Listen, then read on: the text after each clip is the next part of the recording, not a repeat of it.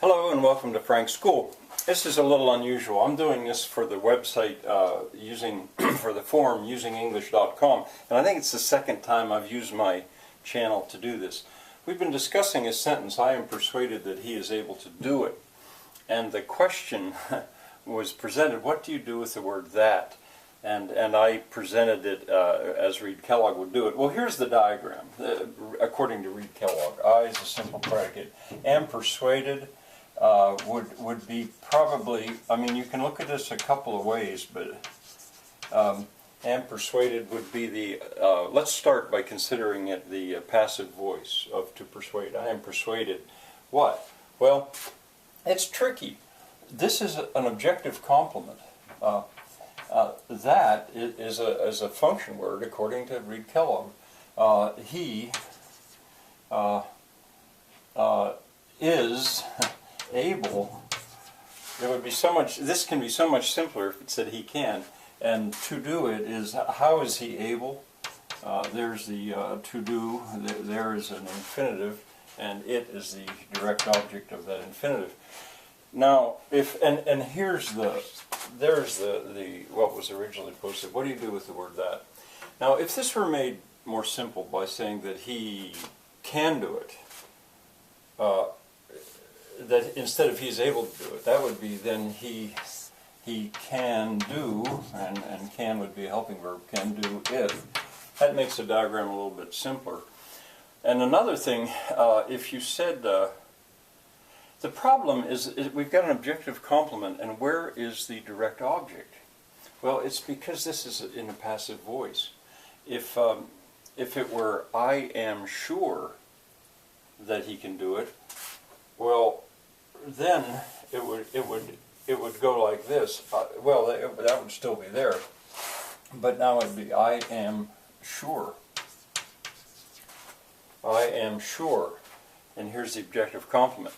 Now, in Reed-Kellogg, sometimes the objective complement is put after the direct object, and this wouldn't actually be a direct object. This would be a predicate nominative. I am sure. I am sure that he's able to do it. You see, that's not the case. If it were, instead of I am persuaded, instead of it were passive, you said somebody persuaded me. Well, then it would also be easier, because it would be, let's say he persuaded me that he can do it.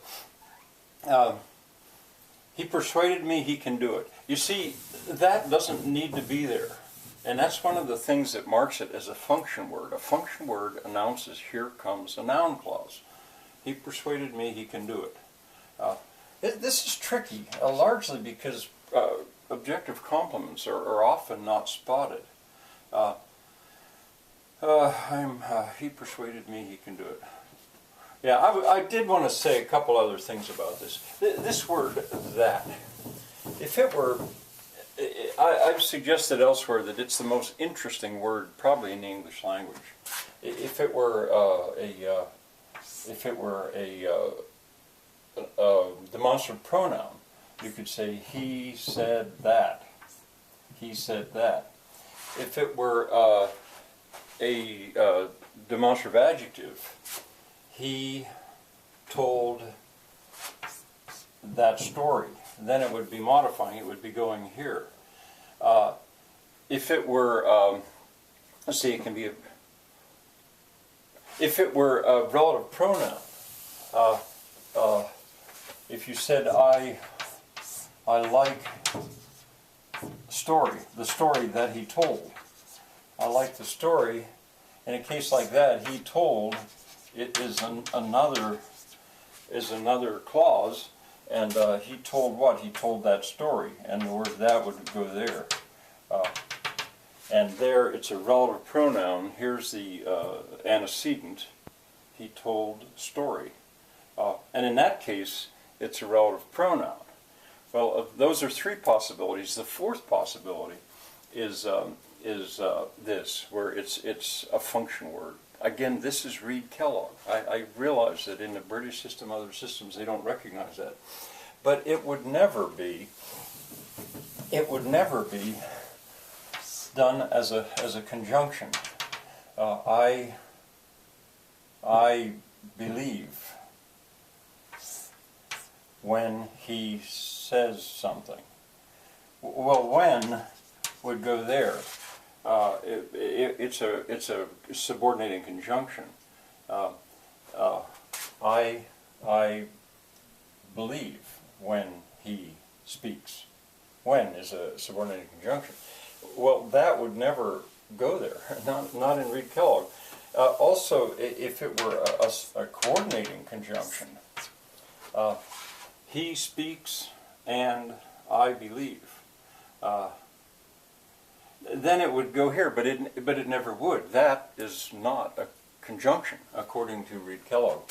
I guess finally I would say that in German, if it were, if you said I believe that story, that would be diese. If you said I believe that, it might be das. What I'm trying to say is that this word in German is spelled differently. It's spelled das with two S's. When it is a function word, it's actually, you could call it a different word. It's spelled differently. Well, this is maybe too much at one time, but anyway, I showed you how it would be diagrammed and a lot more. In the description of this video, I'm going to give you some links. Let me see here. And those links, just in case you're interested or this catches your interest, one of them, my video 191.1 shows publications about Reed-Kellogg. I recommend that.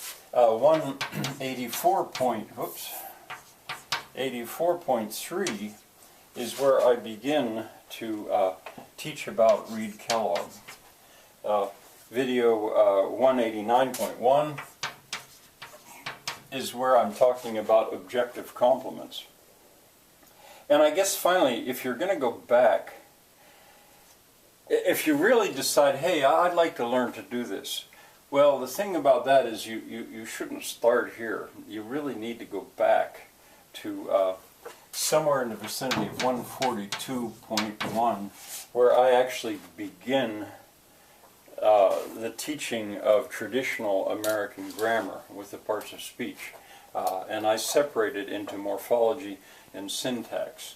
Reed-Kellogg, the diagramming part is syntax. So anyway, there it is. I'll put those on and see what the forum now has to say about this, see if anybody looks at it. Thanks for coming and visiting.